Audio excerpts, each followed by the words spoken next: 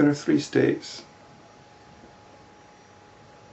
The state of deep sleep, deep dreamless sleep, where we can be described as inert or insentient.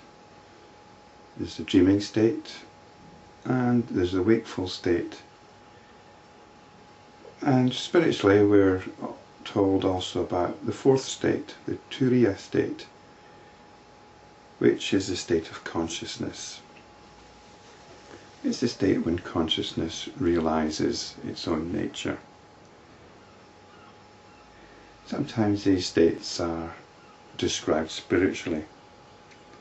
The deep sleep state is inert and insentient. The dream state is the experience of this creation. So as an individual, our actual dream state is what we regard as physical reality. And to be truly awake, the waking state is the experience of the transcendental, of this fourth state. It's when consciousness realizes its own nature and is no longer caught up with the notions that it creates and identifies with, like limpets. It clings on to its notions like limpets. So the waking state is truly the transcendental turiya consciousness, and the realization of the truth is liberation. The state of liberation while living is itself the turiya consciousness. The distinction here is being liberated without a body. So liberation while living is liberation while being in a body. But liberation is being free of any notions of the body. Beyond that is Brahman, which is turiya-atita, beyond turiya. Sometimes it's described as beyond Brahman. Brahman is the absolute consciousness. It's consciousness realizing itself, or just consciousness. There is nothing beyond this, but in talking about it we form notions of it. And it's not even any of these notions, so it's beyond any notion of it. In every atom of existence there is naught else than the Supreme Being. Wherever the world is seen, that is but an illusory world appearance. This illusion, and therefore bondage, is sustained by psychological conditioning. Such conditioning is bondage, and its abandonment is freedom. I spoke in the previous videos about the voraciousness of consciousness. There's a creative flow happening all the time. I describe it as the Big Bang. The Big Bang didn't happen 15 billion years ago. It's happening right now, although we should try and imagine it perhaps without the sound effects. There's an explosion of creativity happening from moment to moment, a phenomenal manifestation of energy happening moment to moment. It's happening in the stillness, in the silence, in the void, if you like. This is the Big Bang. The universe is coming into being from moment to moment. This is consciousness trying to fill itself.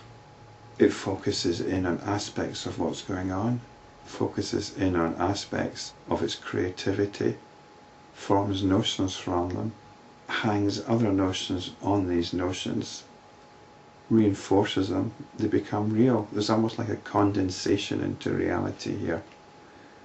And this is conditioning, this is psychological conditioning. When consciousness realizes what it's done, this is liberation. Dense and heavy conditioning is existence as inert objects, middling conditioning as animals, and thin conditioning as humans. And this is what we have within ourselves as well. We've got inert aspects, we've got animal aspects, and we've got human aspects. But enough of perception of division. The whole universe is but the manifestation of the energy of infinite consciousness. And it's a manifestation that is ongoing, happening moment to moment. Vasishta continued, what is known as the Samsara world appearance is but the original dream of the Jiva, the first person. Samsara then is simply the notion of a world out there. It's a notion, it's described here as a dream. Dream, notion, idea. Do any of them have any real substance? The dream of the jiva is not like the dream of a person. The former's dream is experienced as the wakeful state. The dream of the jiva is what we understand as creation, as existence, as the physical phenomenal universe. This is our dream. Hence it is that the wakeful state is considered a dream. So what we consider the wakeful state is, spiritually speaking, a dream state. The jiva's long dream is instantly materialized, though it is unreal and unsubstantial. It's being instantly materialized from moment to moment.